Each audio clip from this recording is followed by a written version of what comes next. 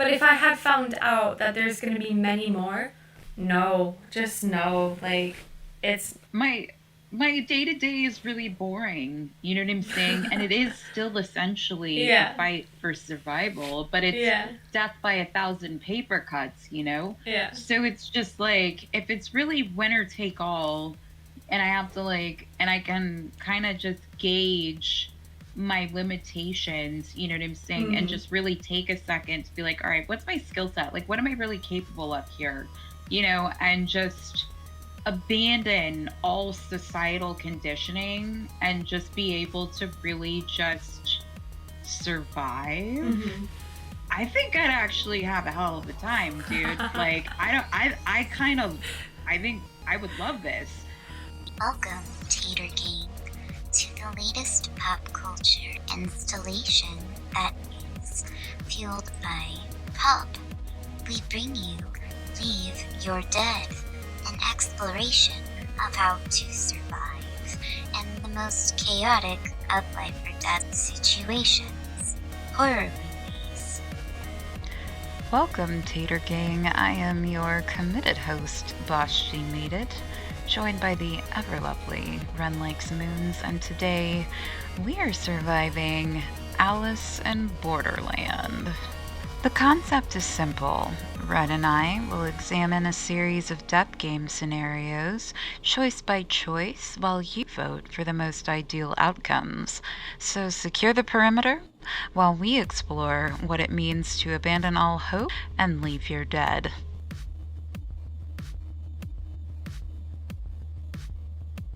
All right. Episode 1.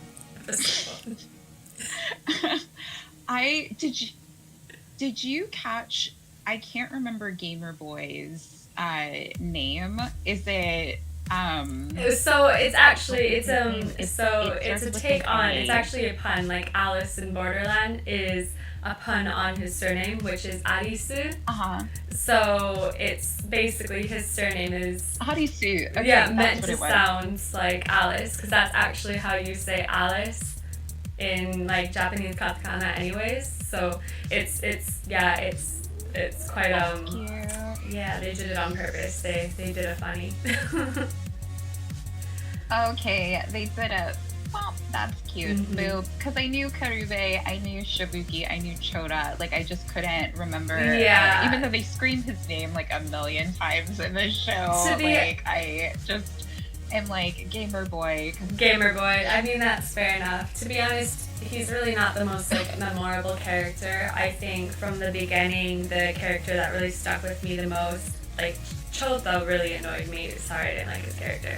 And Kurube, I suppose I like his attitude, and like he at the beginning of when the world just goes into like just shutdown mode, he had the mindset that I think I would be aligned with the most in terms of like, dude, like stop, like literally stop fucking around, like.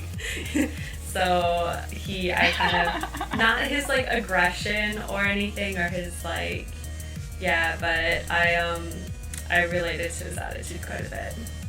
No, I totally feel that. Like, this series is just like, I feel like it was made for me because like, I don't know, like I'm one of those like really strange people that kind of just like walk into just about every environment. Yeah. Pretty much like sizing up every person in the room in case there's like a means where I have to like escape the situation. Like, I don't want to make it sound like I'm an agoraphobe, but like I kind of am. I hate leaving my house and like honestly pretty much walk into every situation like basically, can I win in a fist fight with you? Like, I hate to be like super like Rick Sanchez about it. I'm a terrible friend, but it's like if I go into a public place, that's the first thing that like I think is, it's like, okay, how crowded is this?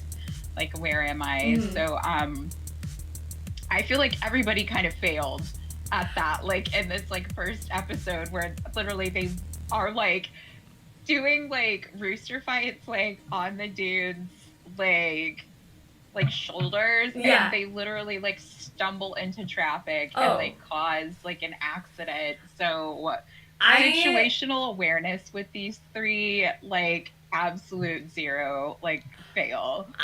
I was just like, so just on a side note, I was really impressed. I'm not sure if they like, it has to be edited out, but like that, like Shibuya, it is never that empty. Like I'm impressed that they got it that empty. I'm more impressed that they got that station like really empty, because I've been in that station before, and like I've been in those toilets, not the men's toilets, but like I've like been in those toilets. I've been sick in those toilets, and like so it's really funny seeing it, but I'm like, how the heck did they get that empty? So it was really weird, like seeing this parallel, like alternate universe where there was like no one there.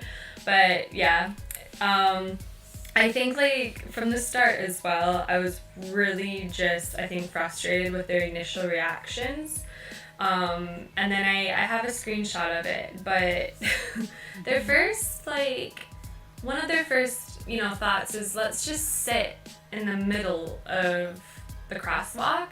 Like, no, dude. Like, my initial reaction would be like, I'm gonna go seek shelter. Like, no one's here. It's dark outside. Like, something's up. We need to go now. But they're like, they're just living their best life sitting in a freaking, like, crosswalk. I'm like, that is not a great impression or a great start to any of this. Dude. See, like, I'm already like 5 steps ahead, because I am immediately suspicious of fireworks in the middle of the day. Like, they're expensive. Why is there a designer explosion literally in the middle of an afternoon? Like what celebration could be taking place where they would just like throw away money like that? Like, immediate, like, red flag. Like, to me, I'm just like, that's weird. You know what I'm saying? So there, you know, there's just this random explosion. Like, you know, there's no festival, there's no any of that. So like me, on the way to the bar, I would just be Googling, like, yo, like, what is going on? Like, why are we blowing up stuff? Like, is there, you know, like, is there a holiday? Did a company like just, you know, cut the tape like on a new, but like, what is happening? And nothing, you know. And then like also with the banging in the bathroom, like, I honestly, like, I would have set a timer, because it's just like, how fast for that person, like, to just be banging, like, you know, the police, and then for the entire city to just, the entire population to just disappear. Like, if I would literally, I'm sorry, like, guys, I know I sound like a total psycho right now, and that's kind of the point of this series, but it's just like, I would set a timer literally until I found like the next person, because like, to me, it's like, if it is minutes before I ran from like a fully populated, like, what was it, Shibuya, yeah. What's the name of the district? Yeah. Is it Shibuki? Shibuya. Okay. Yeah. It was literally middle of Shibuya. Yeah. It's literally in the middle, like, it's like happy hour, and it's like the entire town is deserted. That lets me know there's a federal evacuation, or this is at least like a national or like a regional, like, orchestrated effort. You know what I'm saying? So we immediately have to seek shelter, because there is no fucking way that many people are just boom gone out of nowhere without literally some kind of like federal or like state government involvement, or like, you know, so the first thing that I am doing is I am looking for a pawn shop, because we're in the middle of a downtown, or I am looking for a grocery store where I can literally create spears, or at least at a pawn shop. I know that Japan has like a 4-month waiting period for like handguns, but there's still pistols at pawn shops. I'm looking for one. I'm arming myself. So you even did research on that.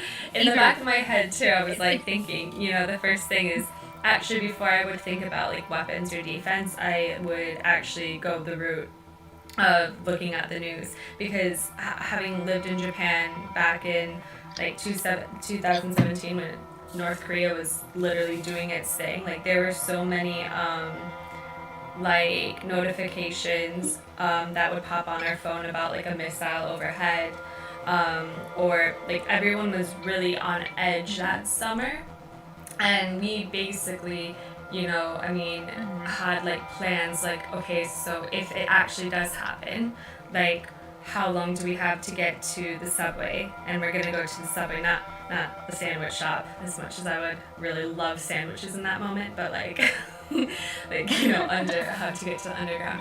So my initial reaction would be probably, again, like evacuation, everyone is underground.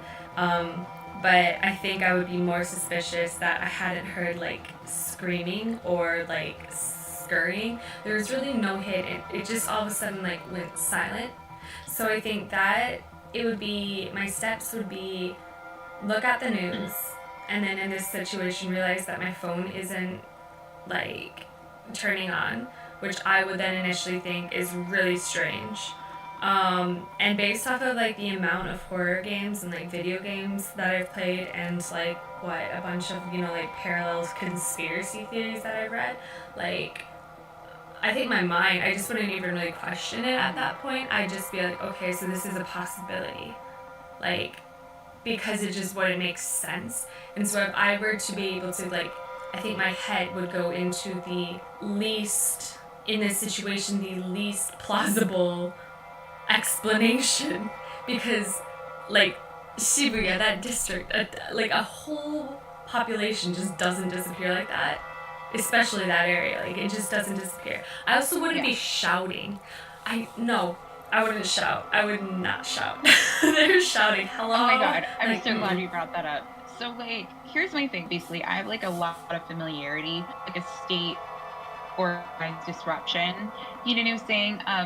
I actually take back, as much as I would have loved to have set a timer, when the power was disrupted, it simultaneously disrupted the power with their cell phones, and it also disrupted service.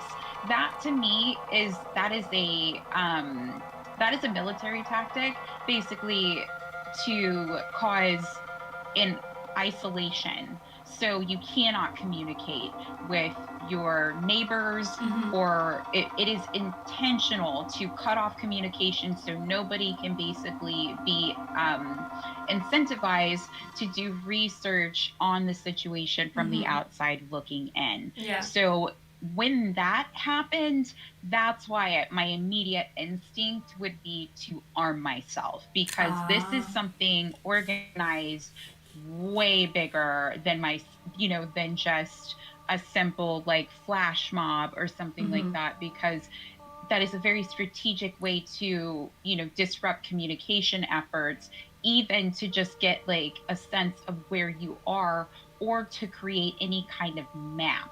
They are lucky that they do have power basically reinstated, because it's used almost like as a tracking device to show them where they need to go. But the minute that my power is restored on my phone, I am recording everything, everywhere I go, until that phone dies, so I can at least create some kind of like outer rim, and then try to get familiarity for the epicenter of like where this is all about to take place, because it's just like all of that happening in less than 10 minutes, and then the entire population disappears. Oh yeah, we're definitely dealing with like either like some kind of like national like defense like effort, or we're basically about to be bombed to oblivion, and the city doesn't want this information getting out, and I gotta do what I gotta do to protect myself in this situation. So yeah, that's basically. And the other thing is, real G's move in silence. What are you doing screaming? Like I would be like, and literally feet pat, like all this running and shit and heavy panting. Why are you not finding bikes? Why are you not finding scooters, things that are silent, that can get you in long distances in a very short period of time, so you can basically record what you need to record, get your map of the city, and run that footage back? Like, I was just like, y'all are dumb as shit. Like, I just want to clap you off just general principle because you're out here making all this damn noise. Like, yeah, like virgins forever. Like, I was so Will I be a virgin until I die? I don't want to die. Oh my god. I, like, seriously, like, I don't want that. I felt Kurube, like, so much, and it was just like, guys, like, literally stop fucking around. He's literally looking at his friends who are, like, laughing about this situation. And as someone, you know, like, with anxiety, I think it would be my weakness and my strength in situations like this, because, like, anxiety actually, you know, it comes from an instinctual, like, animalistic, like, you know, like trigger, because it triggers that flight or fight scenario. So I'm either being, like, incredibly just really, really, really, really, really cautious, or I could, depending on the situation, probably just freeze up and just be like, yeah, this is it, guys. But I think what would really just probably, like, if it wasn't immediate danger, which they had a whole evening up until, you know, the first game. They had, like, an whole evening to prepare, and they didn't. They literally didn't. Like, again, as you said, like, pawn shop. I think in Japan, the first thing I wouldn't be hunting down for was a gun, 'cause actually I wouldn't really know how to find that. So I would probably go to IKEA or something, or it's, like, the local, and just, like, probably put things together. But I was so frustrated that, like, they just didn't really, the steps that they took in that scenario was incredibly wrong. But yeah, I think I'd avoid the situation altogether as well. Like, I wouldn't go into a spooky room. I'd probably actually be like, yo, I know, like, my parents' house and my family home is, like, really far away, but let's just go there first. But, like, if a light lights up and a giant ass billboard is saying, welcome to the game, be like, maybe not. Like, I'm not gonna be curious at that point. I'm not gonna participate. Yeah, and I have, at this point, the freedom, or the peace of mind to know that a giant laser beam at this point isn't gonna, like, I don't know, I haven't seen it yet. So if it happens, eventually it happens, but I don't have to worry about it. I would just walk away and be like, That's where I'd win. I just wouldn't. I would literally wouldn't. And then, like... And the only reason I would arm myself is, like, look, I'm 5'3", I am a woman, and we are basically in a purge situation. Like, there's no situation in hand-to-hand combat if I encountered a group of men, like, if I encountered, like, that trio, and I was by myself, like, everybody's getting clapped. Sorry, I'm sorry. I don't have time for that chair and be like, I'm trying to survive. Like, it's just like, you gotta go. Like, no, because it's just, I don't know what you're gonna want to do before your time is up. You know what I'm saying? Yeah. Like, we don't know if we're about to get bombed or not. Like, I'm not trying to figure out what your life or death wish, or, like, your deathbed wish is. Yeah. I don't have time for that. I have questions that you can't answer because you're out here wandering around yelling for help, trying to draw attention. Like, nope, yap them, and keep it moving. I just, like, I'm sorry, like, I am not a monster. No, this is, again, like, a survival. Who has been put in these. Yeah, like, it's just, I don't want to die. Yeah, until I at least know what the French toast is going on. And if some billboard is just telling me, like, I'm in a game, yo, I'm ducking for as long as possible. Like, I mean, until I, see what happens to, like, old dude when he gets, like, he gets freaking, like, laser blasts from the sky. Like, and then I will, obviously follow Yeah. The instructions, like, okay, I'm going to the casino. Y'all just yeeted him from space. I don't, okay. Like, we the answers are at the casino, apparently.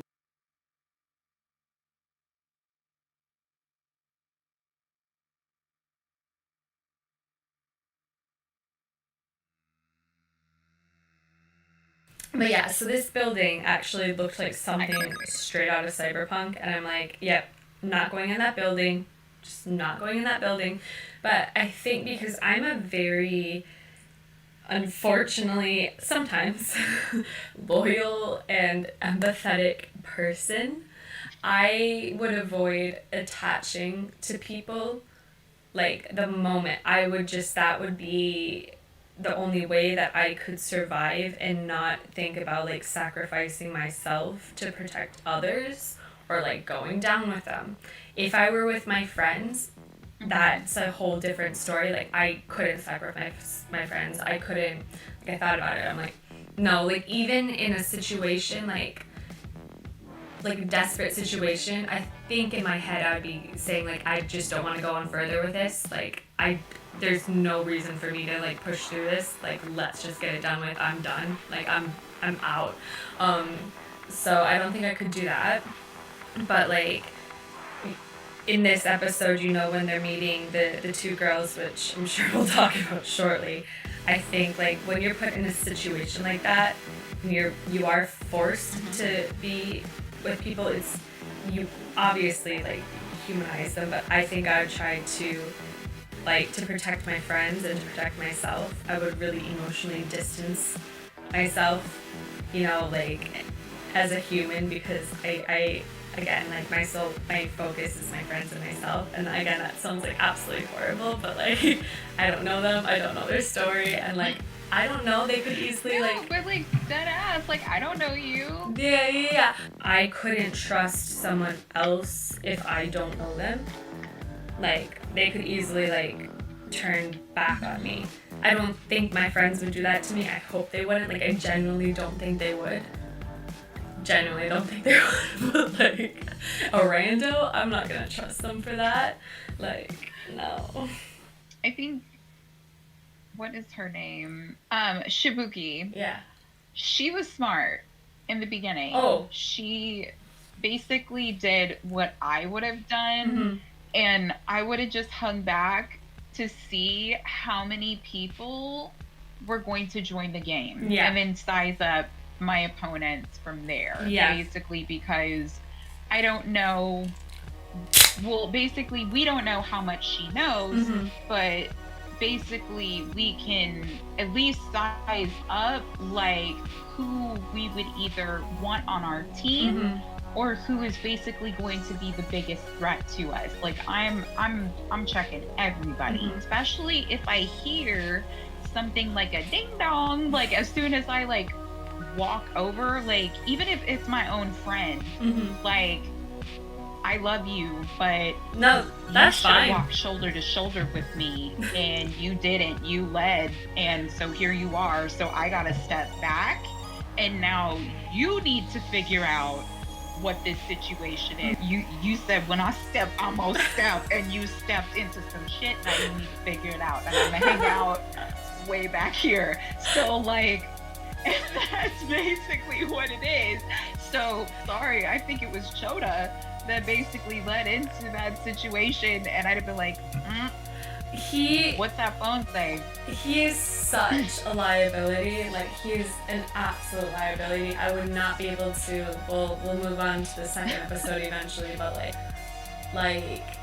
again, at this point, they don't know the terms and conditions of the game, so they don't really know what it's going to be coming out of it. But I think, like, literally, if I could just get all of my friends to, like, shut up and stop freaking out and then, like, assess the situation, because they spent too much time in the first game in all of those rooms, like, panicking. Fair enough, Chota's taking, like, a video of the situation, and he's like, I can't do this, and then he's vomiting on the ground. Okay, maybe I'd vomit too. That was smart. Oh, what the like, okay, sorry, going back to Shibuki. take off the fucking heels. Take off the heels. She's wearing heels throughout all of the game. I get it. Slay Queen. It's noise. It's excessive noise. Like, why are you like trying to sneak when literally you have something that is a steel, like, rotted shoe? Like, it's just you have a honing beacon. Yeah. You know, like, basically for that ass now. So like, no, she. I was so frustrated. She looked adorable, but like, I was just no, honey. You could have took those shoes off. Like, as soon as you saw, like, yeah, she honestly, she had such a strong personality, and again, as you were saying earlier, that instant reaction of her really like assessing the situation, but also immediately kind of disassociating herself with the boys. It's only when she's put in a room with them that she connects kind of with them. I'm not really a huge fan of her, but I also believe that has to do with the way that she was written as well, partially.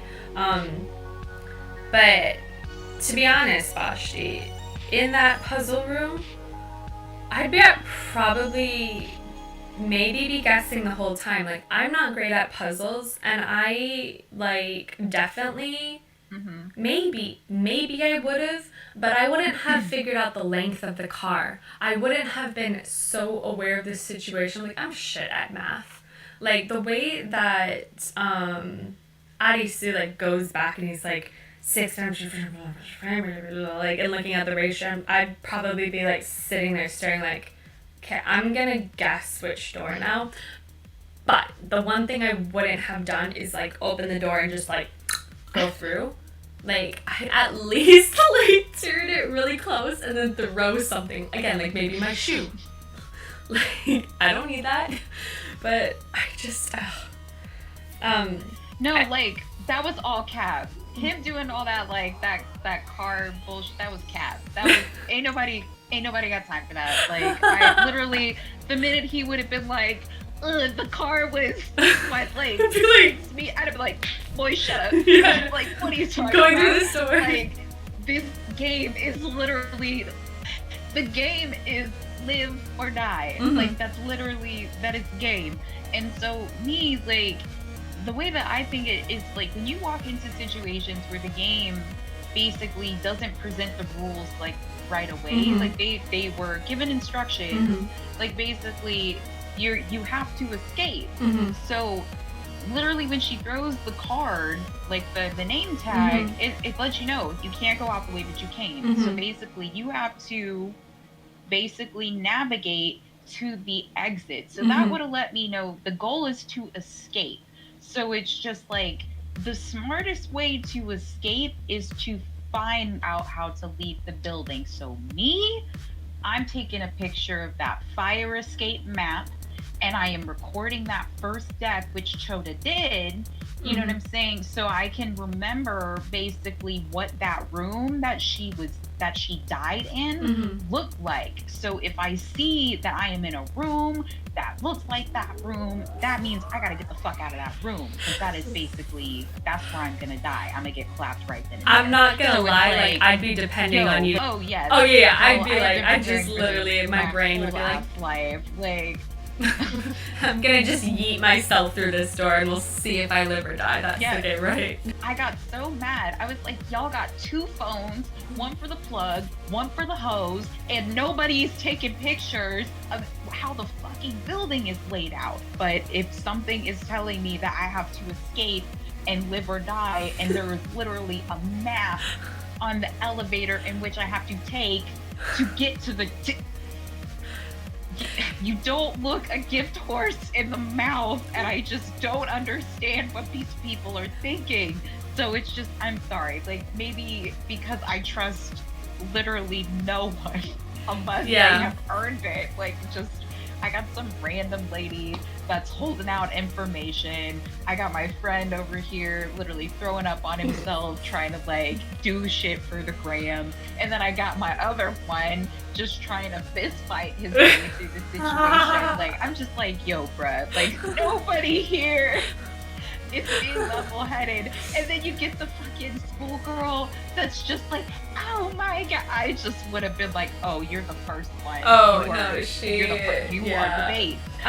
You're fine. I suppose, like, actually, you know, in my defense, where I think I'd be absolutely 100% useless in this situation, in my defense, I probably would have looked at the escape map, or I would have looked at the map, because in most buildings that I am in, I'm always actually thinking of where I could escape for, like, just general, you know, what if there's a fire? What if there's zombies? You know, everyday just scenarios. Where do I have to run? Exactly. So I always know where the fire exit or emergency exits are. So there's a chance, there's really, really a chance I could have looked at it, but I probably wouldn't have really made the connection of the live or die scenario with the doors. I would have just been like, this is a mind trick.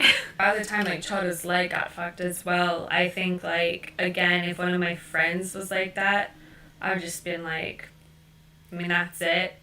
You're such a liability now, and you literally wrote us a death sentence, but okay, we can work with this maybe slightly. His burn, by the way, did not look real. At all.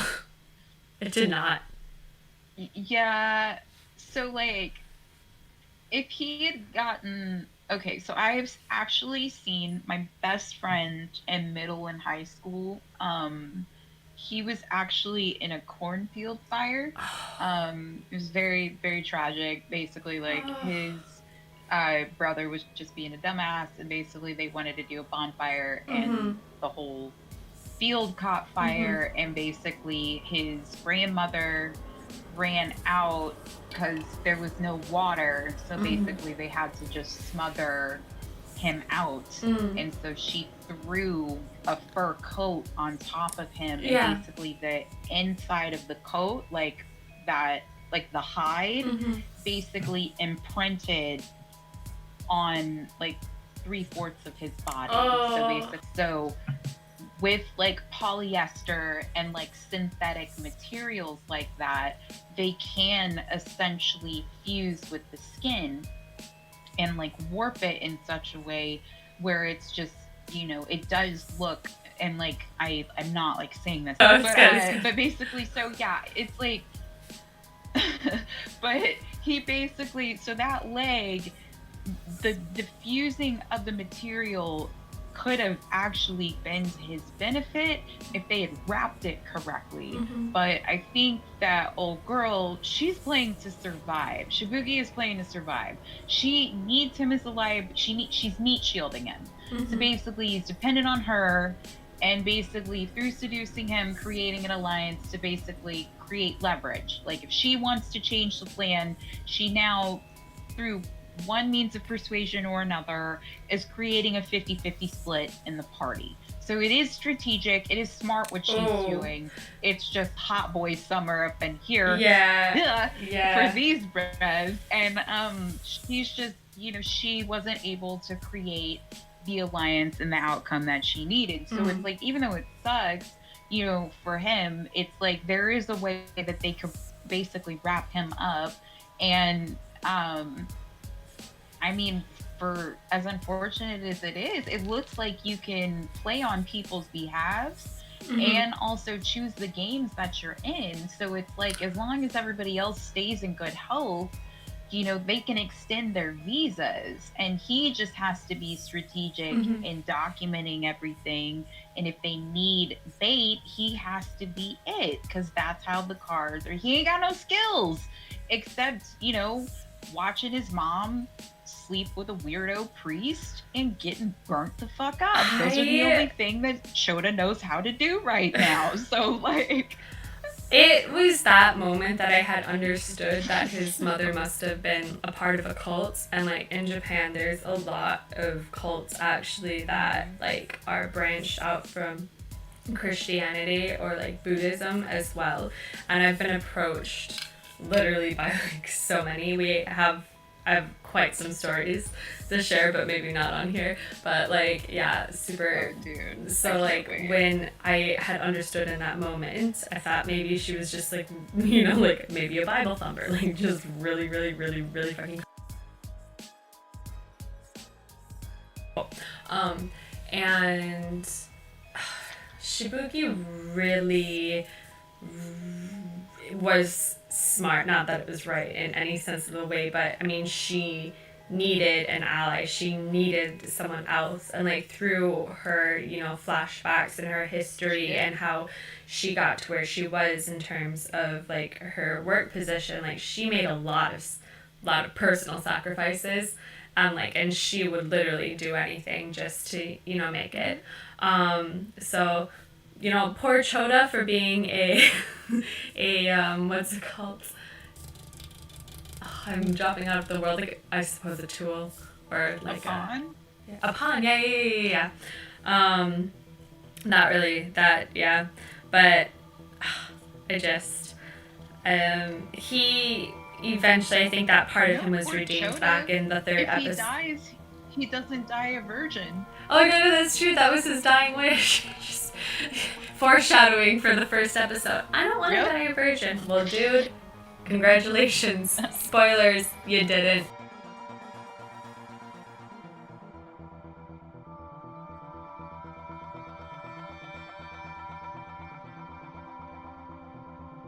Finally, in the second episode though, like I have like my notes in here, I have all my notes. I'm like, why aren't they at a supermarket? Why aren't they at an IKEA? Like, why? But then suddenly, you know, they eventually are. I'm like, that's the best place to be, is like an IKEA or like furniture type place. One, like you can stay there, you have your beds, that's super nice, but you also have homeware and you have vacuum cleaners, like you can create the most like weirdish like weapons or shit, you know. And then they had like a little cute dining food scene as well. IKEA? Oh, sorry. Yeah, IKEA. IKEA is the Swedish pronunciation. Okay, no, I just was you know, for the normies. No normies. For the uninitiated. I'm literally everyone's worst. Sure. I forget that I pronounced Adidas as Adidas as well. So like those are the two things. So Adidas and IKEA are like the ones that I pronounce really dumb. But basically, they finally had made it to the wherever they were, the IKEA or grocery. Yeah. And you were mentioning the dining scene. Yeah. Yo, I'm glad you brought that up because the scene where basically everybody's kind of given their backstory and like, oh, how'd you get here? How many games have you played? The minute that I would have found out old girl is on game 3, I'd have had nothing else to say. Yeah. Like I'd have been like, oh, so this has been going on for like a second. Okay, you're hiding things from me. I don't like that. So basically, yeah, it had been me and the bros basically in a situation, we're not breaking bread. You're gonna talk, and it's like, and if you think Chota's leg is fucked up, let you try to hide some more information about how this game has been going. I like I said, it's just if she's out here to survive, I'm out here to survive, because obviously you are willing to risk anything and anybody, because that schoolgirl died. So it's like this is a life or death situation. You have been playing this game for 3 days and you didn't tell anybody that there's more than one game.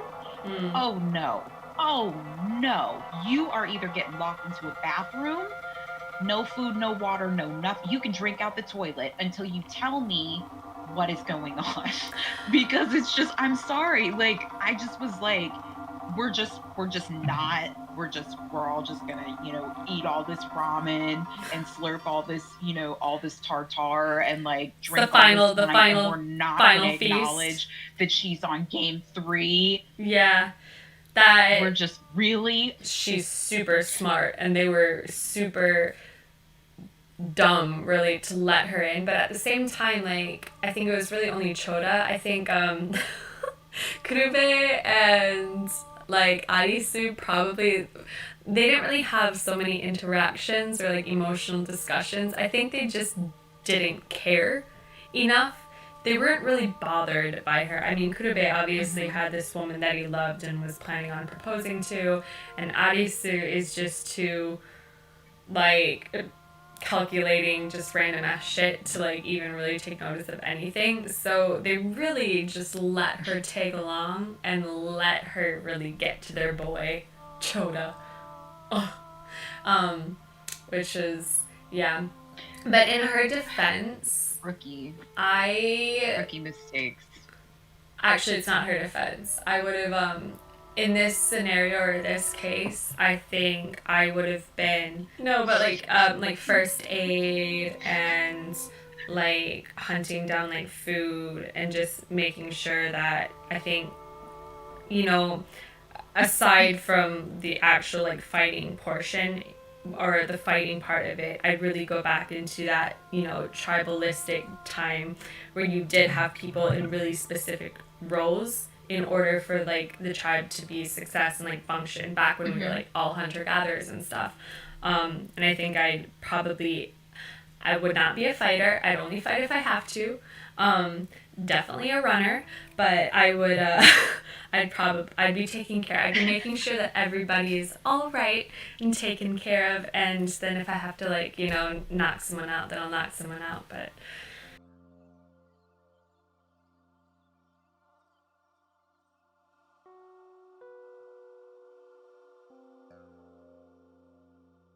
And I also was just like really irritated when they like got their passes and basically it's like, okay, we have 3 days to survive. And again, they failed to explore the city. Like it's like they just allowed it to happen. They just said yeah. It's just like I literally that is the first thing I would have done. Like when I saw all those lights like flick up, like basically I would be trying to figure out like, okay, these are obviously like respawn points, you know what I'm saying, or different arenas and lobbies, you know, so I need to see how many other players they are. I need to see, like, basically, is this a staggered thing? Like, how much of the city is involved? And all they do is just find, like, a comfortable loft, and they just, like, hang out. It's like the work isn't done. You have 72 hours.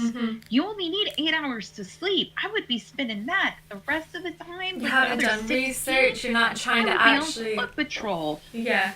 Like, yeah, they're not doing anything except just gallipoling and trying to make sure that their homeboy is like resting. It's like, no, like you guys are like not at all. Like it was really smart for Karube. He was the real, like he was the real one. And when he was like, look, it's obvious that we can sign up for other games.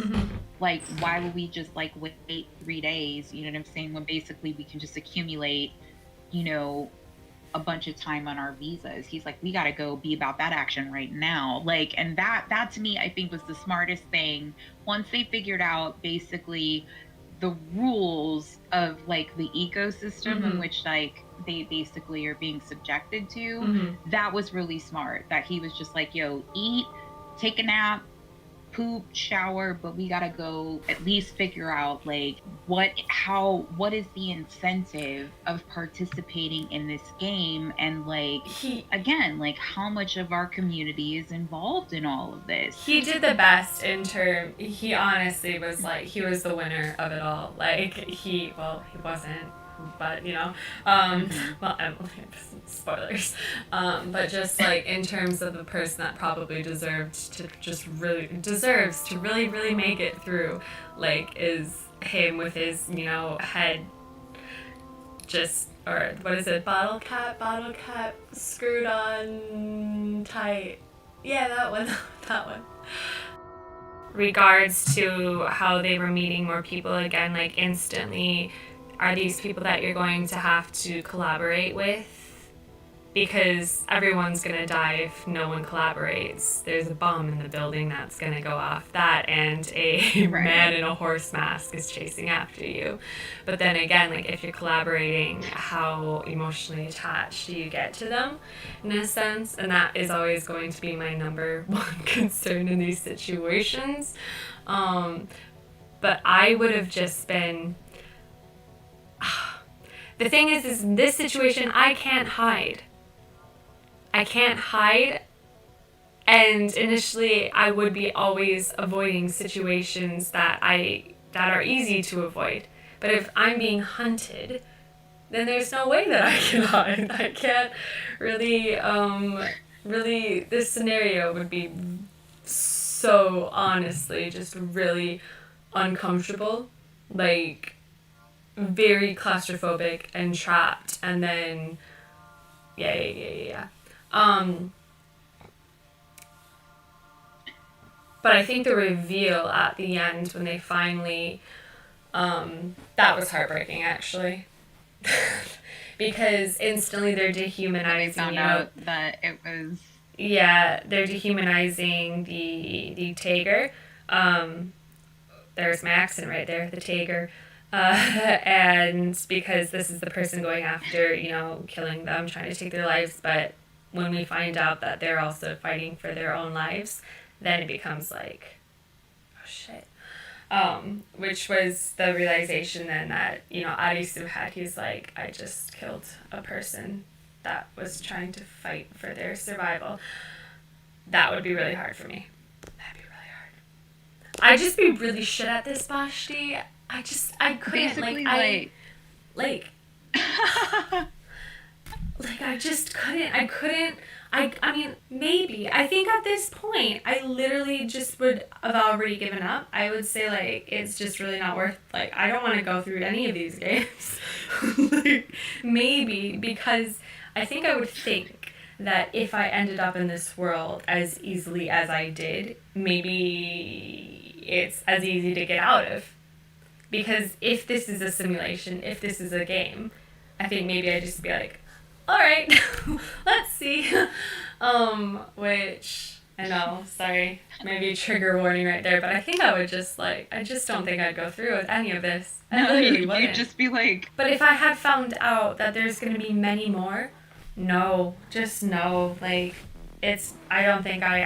literally don't think it would be, in my head, I could not justify continuing on. I don't know. I think I'd actually kind of welcome it because my day-to-day is really boring. You know what I'm saying? And it is still essentially a fight for survival, but it's death by 1,000 paper cuts, Yeah. So it's just if it's really winner take all, and I have to and I can kind of just gauge my limitations, you know what I'm saying, and just really take a second to be like, all right, what's my skill set? What am I really capable of here? And just abandon all societal conditioning and just be able to really just survive. I think I'd actually have a hell of a time, dude. I think I would love this. All right, guys, and thank you so much for taking this ride with us through Alice in Borderland.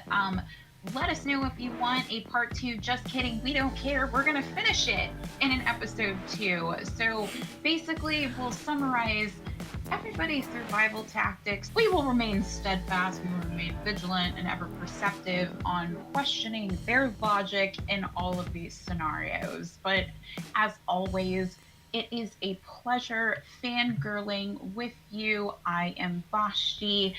Ren is always Ren, and we will see you in the future. Later, gang. Bye now.